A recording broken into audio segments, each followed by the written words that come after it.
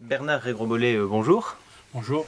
Alors vous êtes un homme engagé, ingénieur de formation, et sur le tard vous publiez ce livre, Envers et contre-pied.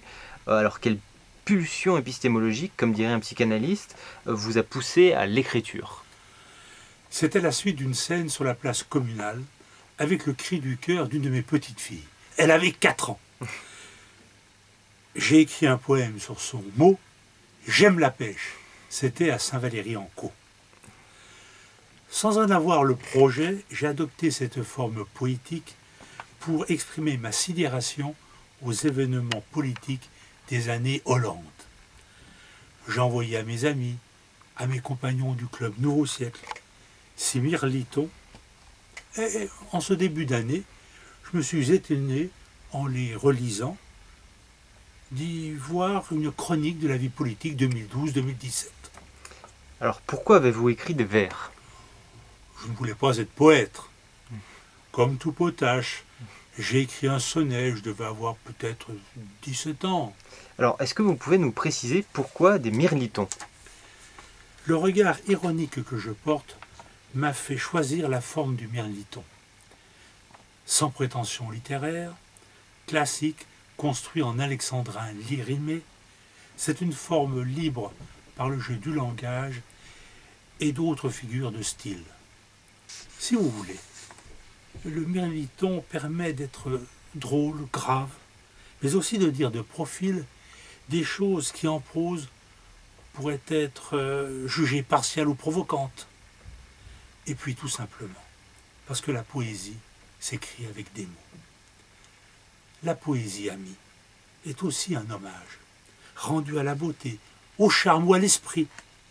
Mais sa forme appartient au style d'un autre âge, que seul le mirliton, à mes yeux, rajeunit.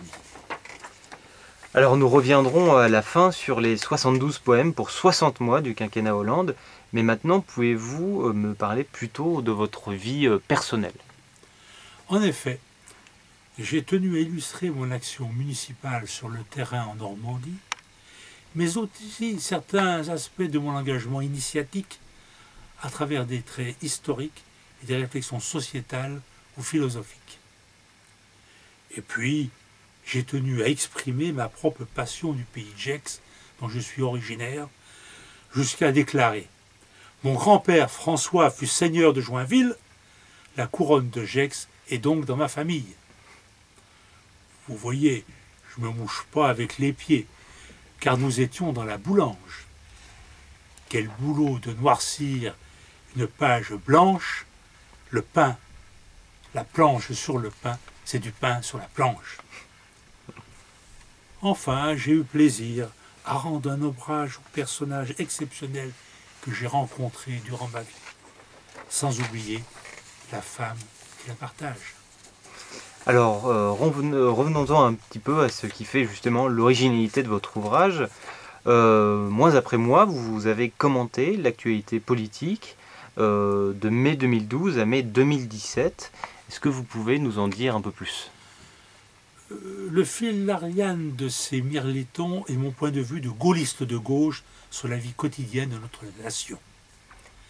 Chaque poème est né d'un coup de cœur, d'un coup de sang, et même d'un coup de gueule sur un des événements bouleversants de la vie nationale, comme l'attentat contre Charlie. Et sur tout événement qui m'a interpellé, critique des majorités ou des oppositions, avec un étonnement sur les virages politiques d'une présidence qui se voulait normale. En soi, c'est amusant de nourrir le projet, d'être à la fois fraudeur et chargé du budget. On peut dramatiser et concevoir bien pire. Gérer les dons du sang tout en étant vampire. Tout à coup, je me suis ainsi rendu compte que c'était la chronique politique de 60 mois de déception, d'attente et désespérance, avec en fil d'Ariane, comme je vous l'ai dit, la pensée gaullienne.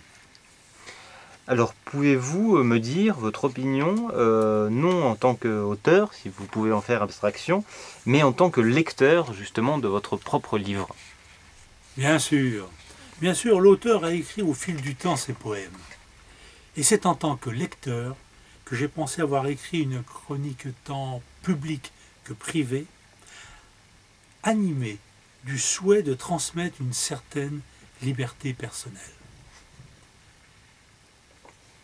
Il n'y a aucune amertume dans ce livre, seulement l'ambition de transmettre, de faire en sorte que l'expérience passée puisse être un guide pour chacun, en sachant que ceux qui ne connaissent pas leur passé ne sauront jamais préparer leur devenir. Alors, pour conclure, pouvez-vous nous donner deux petites conclusions?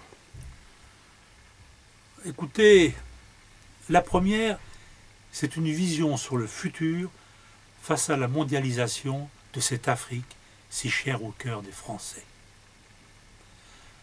Patience, un prochain jour achevant sa croissance, l'Afrique en s'éveillant prendra enfin conscience de son pouvoir immense et ses grandes richesses face au vieil Occident qui moquait sa jeunesse. La seconde, de rappeler avec force que le gaullisme, c'est la permanence d'un état d'esprit, d'une volonté et d'un espoir. La voix qu'on écoutait, cachée, tenture close, parlait de liberté, d'honneur, de résistance.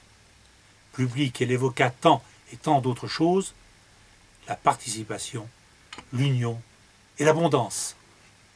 Bernard Régroblet, merci beaucoup.